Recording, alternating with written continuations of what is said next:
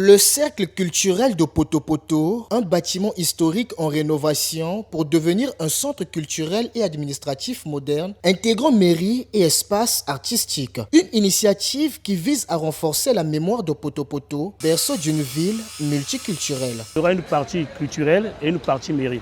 La partie administrative, c'est ça que vous voyez, le bâtiment qui est là, existant, qu'on a ajouté, qu'on a annexé pour compléter la partie culturelle. Donc on aura une grande salle de spectacle ici, une grande salle de spectacle qui va avoir des gradins amovibles. Ça sera pour la première fois au Congo que nous pouvons voir ce genre de salle. Donc ça veut dire qu'une salle polyvalente, qu'on peut faire plusieurs activités. Quand on veut faire des spectacles, il suffit seulement d'appuyer un bouton, les gradins arrivent et puis on a des chaises qui seront en bas et puis une mezzanine qui sera en haut.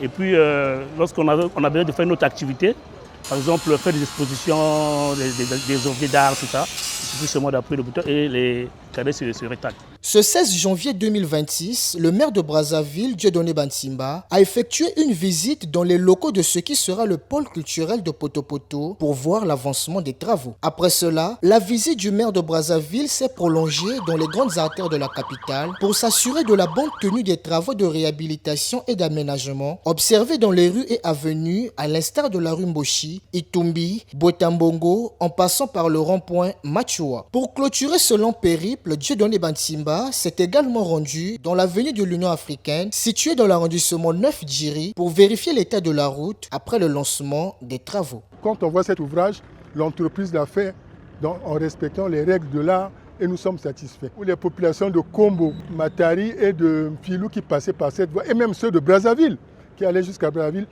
vont maintenant circuler dans de bonnes conditions.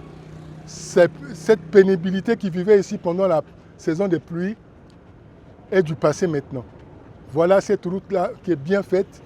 Cet ouvrage, ce dallo en béton, va leur permettre maintenant de circuler librement. Par ailleurs, le maire de Brazzaville interpelle l'ensemble des populations de ne plus acheminer les eaux des ménages dans les caniveaux sous peine de poursuites judiciaires.